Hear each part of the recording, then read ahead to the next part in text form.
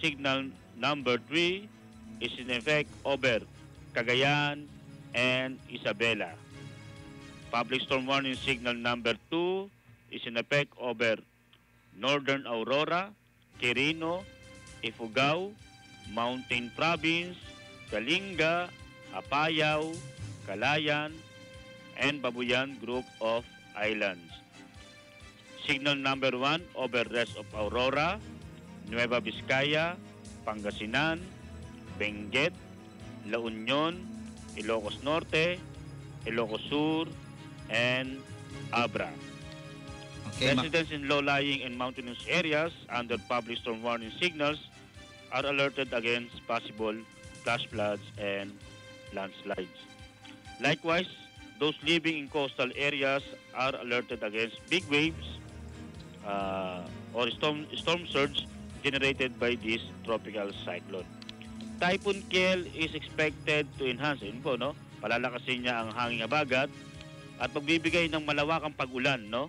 Scattered to widespread rains over southern Luzon and western Visayas. Ang estimated amount of rainfall niya is from 15 to 25 mm per hour within 500 kilometers diameter of the typhoon. And watch for the next issuance of bulletin at 11 p.m. today. Okay, mamayang gabi po, alas 11 susunod. Napansin ko lang kanina dun sa 11 o'clock bulletin. Signal number 2 lang ang Cagayan and Isabela. Oo. Tapos number 1 na lahat. Ngayon, pumasok na po ng signal number 3 ang Cagayan and Isabela. And ang signal number 2, dumami rin. At ang signal number 1. Ang area po ba natin dito sa Zambales, medyo ano po ba ang tingin ninyo? Wala tayong signal, no? Pero may posibilidad po ba? Sa mga kapitbahay natin, no? Apo. Tumatangkilik sa inyong istasyon. Okay. No? Wala tayong signal. Pero ito ay posibleng magbigay ng hanging amihan. Ay, hanging habagat. Hanging habagat. Hanging habagat. Okay. Sige po, So, kung okay lang paki-explain po uli sa mga hindi pa na masyado yung hanging nakintindi. habagat, ang ibinibigay niya ay yung malakas na pag-ulan. Na tuloy-tuloy na pag-ulan, no? So, ang sinasabi dito, yung parte ng Southern Luzon and Western Visayas.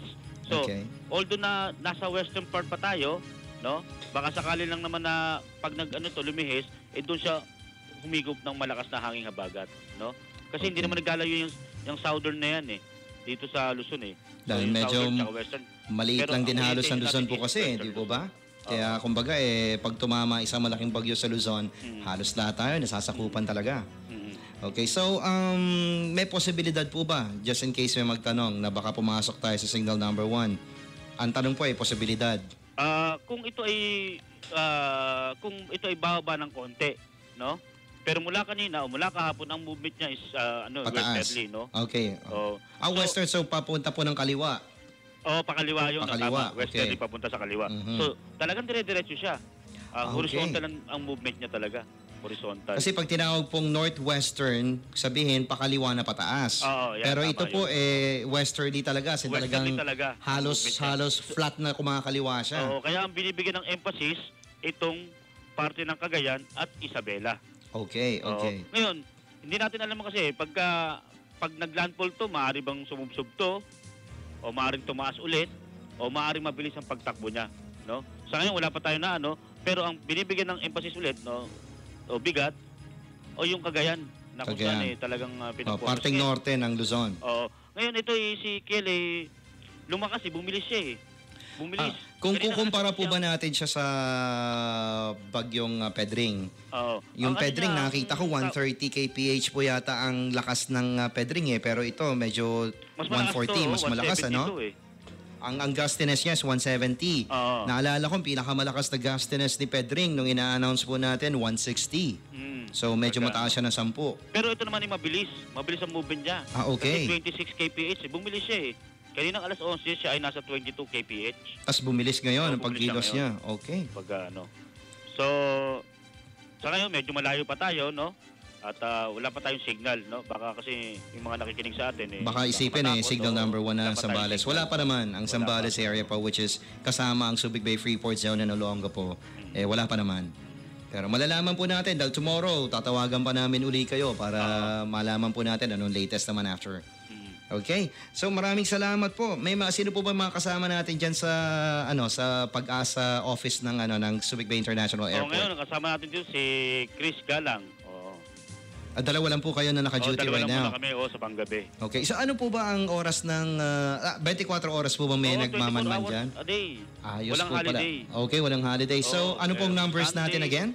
Pagka may gusto pong magtanong sa atin, sa inyo? Walang problema. May duty rito, 24 oras. 24 oras. Oo. Okay, sa mga nakikinig po right now, Subic Bay Freeport Zone and along the City, pati mga karatig natin, ang Subic Town, Zambales, Bataan, hanggang Pampanga. Yung mga international viewers natin, kasi itong radio station po na ito ay worldwide.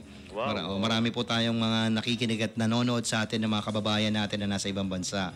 Pwede rin po silang tumawag kung gusto nilang malaman, just in case. Kasi mga kamag-anak nila na nandito rin, sila yung nag-aalala. So, numbers po nila ay 252-7150, tsaka 252-5392. 5392. Okay, ulitin natin. 252-7150 and 252-5392. Yan po ang opisina ng Pag-asa na located po dito sa may Subic Bay International Airport.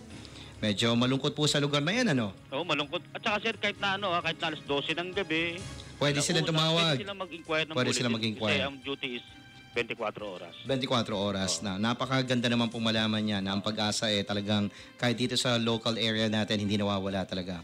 Kaya lang, minsan malungkot talaga. Pag natama ka ng Pasko, wala ka magagawa. Ay, wala akong magagawa. Diyan ka magpapasko mismo. Kasama talaga sa istorya ng buhay natin. Yan, parehas din po rito sa broadcast media, sir. Pag natama talaga na panahon ng Pasko at New Year, may duty kami para mag-on air. Ganun talaga. Serbisyo publiko, di po ba? Tama yun. Okay. So, thank you so very much. Sabi nga po natin, tayo nagkakasama pag may calamity.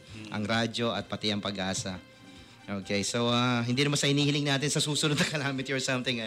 Basta kung ano man ang mangyari, maraming salamat po sa Pag-asa again.